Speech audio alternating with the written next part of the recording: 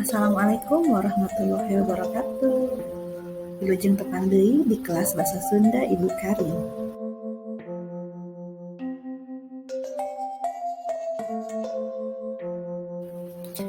Sisindiran.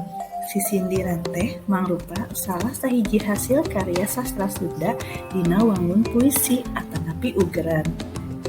Sisindiran teh asalna tina kecap sindir, anu hartina omongan atawa caritaan anu dibalibirkeun atawa henteu togmol diomongkeun teh. Upami dina sastra Indonesia mah sisindiran teh ilaharna disebut pantun. Ciri sisindiran.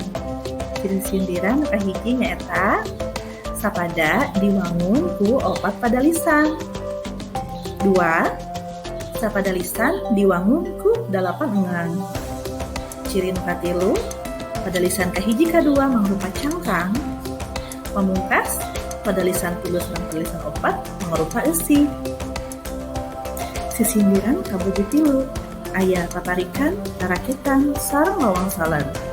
Paparikan asal kecap dina kecap parek anu hartosna deukeut, janten padeuketna sorak, antawis pada lisan hiji sareng tilu, oge pada lisan 2 sareng 4. Rarakitan, upami rarakitan benten sareng paparikan.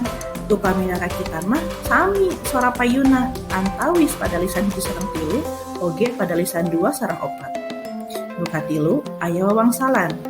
Wawangsalan sok disebat oge tarucing. Janten baris kahiji sareng kadua mangrupa cangkang.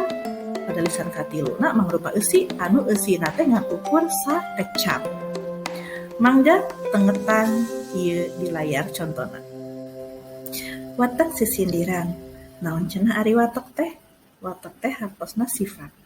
Sifat sisindiran aya 3. Nu kahiji nyaeta silih asih, nu kadua piburuk, nu katilu sesebret. Contona aya dina ieu layar. Nu kumaha cenah ari sisindiran anu silih asih teh? Sisindiran silih asih teh nyaeta sisindiran anu eusina ngebrehkeun ka nyaa atanapi ka asih kapada jalma. Nu kumaha ari sindiran piburuk?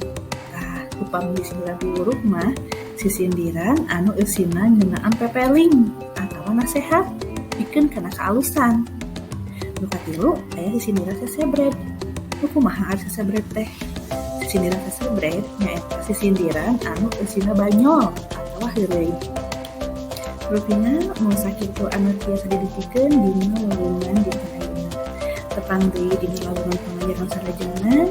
Pamit mundur, amit mungkur. Wabillahi taufiq wal hidayah. Wassalamualaikum warahmatullahi wabarakatuh.